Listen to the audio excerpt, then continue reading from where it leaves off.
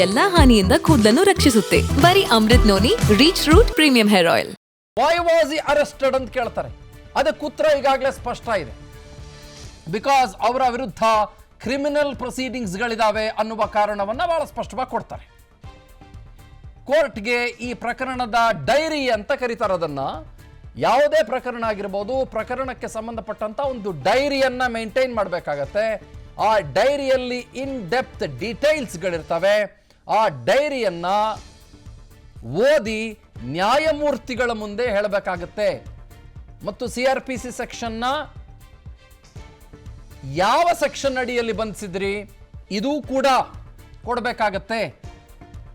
ಇದರ ಜೊತೆಗೆ ಸರ್ ಈ ಪ್ರಜ್ವಲ್ SIT ಕಸ್ಟಡಿ ಕೊಡಿ ಸರ್ ಅಂತ ಅಶೋಕ್ ನಾಯ್ಕರು ಕೇಳ್ತಾ ಇದ್ದಾರೆ. SIT ಪರ ವಾದವನ್ನು ಮಂಡಿಸ್ತಾ ಇರೋದು Ashok Naik, the special public prosecutor. ಈಗ ಬಹುಶಃ ಪ್ರಜ್ವಲ್ ರೇವಣ್ಣ ಪರ ವಕೀಲರು ಒಂದು ಸಣ್ಣ ಮಟ್ಟದಲ್ಲಿ ಇದಕ್ಕೆ ವಿರೋಧ ವ್ಯಕ್ತಪಡಿಸುವ ಸಾಧ್ಯತೆ ಇದೆ, ಆಕ್ಷೇಪಣೆ ಸಲ್ಲಿಸುವ ಸಾಧ್ಯತೆ ಇದೆ.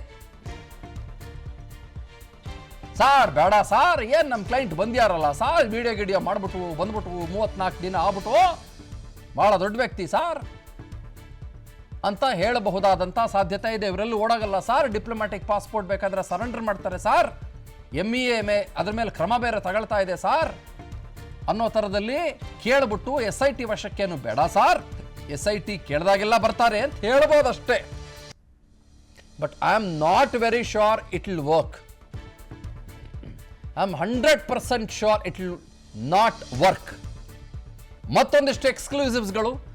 ಪ್ರಕರಣದ ವಿಚಾರಣೆ ಮೊದಲಲ್ಲೇ ಜಡ್ಜು ಶಿವಕುಮಾರ್ ಅವರು ಏನ್ರಿ ನಿಮ್ಮ ಹೆಸರು ಅಂತ ಕೇಳಿದ್ರು ಪ್ರಜ್ವಲ್ ಅವ್ರನ್ನ.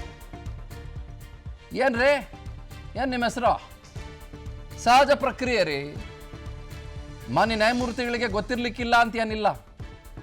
ಯಾವಾಗ ಬಂಧಿಸಿದ್ರು, ಎಲ್ಲಿ ಬಂಧಿಸಿದ್ರು ಅಂತ ಜಡ್ಜ್ ಅವರ ಪ್ರಶ್ನೆ. ಎಕ್ಸಾಕ್ಟ್ಲಿ ನಾನು ಹೇಳಿದ್ನಲ್ಲ ನಿಮಗೆ, ಪ್ರಕರಣದ ಡೈರಿ ಕೇಳ್ತಾರೆ ಅಂತಂದ್ರೆ ಇದನ್ನೇ ಕೇಳೋದು. There are 3 Ws: when, why, what. ಇದನ್ನು ಕೇಳ್ತಾರೆ. ಆ ಡೈರಿಯನ್ನು ಮುಂದೆ ಇಡಬೇಕಾಗತ್ತೆ.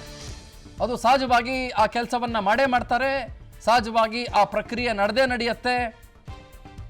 ಜಡ್ಜು ಪ್ರಶ್ನೆಯನ್ನ ಕೇಳ್ತಾರೆ. ಏನ್ರಿ ಯಾರ್ರಿ ನೀವು?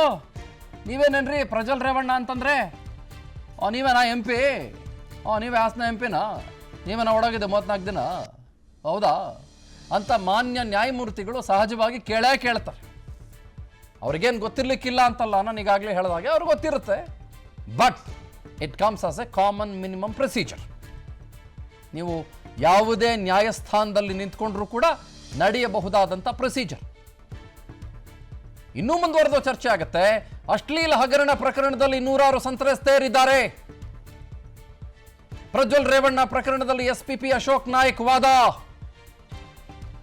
ಎಕ್ಸಾಕ್ಟ್ಲಿ ನಾನು ನಿಮ್ಗೆ ಹೇಳ್ತಾ ಇದ್ದೆ, SIT ಮಂಡಿಸಬಹುದಾದಂಥ ವಾದ ಏನು ಅನ್ನೋದನ್ನ ನಾನು ಮಾತನಾಡ್ತಾ ಇದ್ದೆ ಒಂದು ಅರ್ಧ ಮುಕ್ಕಾಲು ಗಂಟೆ ಮುಂಚೆ.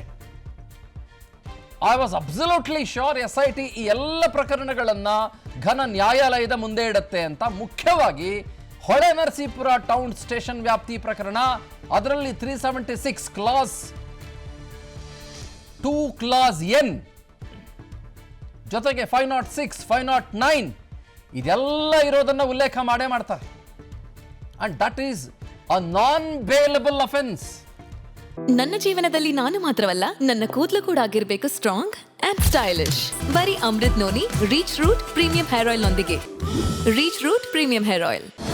ಅನುಕ್ಷಣದ ಸುದ್ದಿಗಳಿಗಾಗಿ Vistara news YouTube channel subscribe ಮಾಡಿ. ಹೊಸ ಸುದ್ದಿಗಳ ನೋಟಿಫಿಕೇಶನ್ಗಾಗಿ ಬೆಲ್ ಐಕಾನ್ ಕ್ಲಿಕ್ ಮಾಡಿ. ಲೇಟೆಸ್ಟ್ ಅಪ್ಡೇಟ್ಸ್ಗಾಗಿ www.vistaranews.com ವೆಬ್ಸೈಟ್ಗೆ ವಿಸಿಟ್ ಮಾಡಿ. ಅಂಗೈಯಲ್ಲೇ ಜಗತ್ತಿನ ಸುದ್ದಿ ತಿಳಿಯಲು Vistara news Kannada app download ಮಾಡಿ.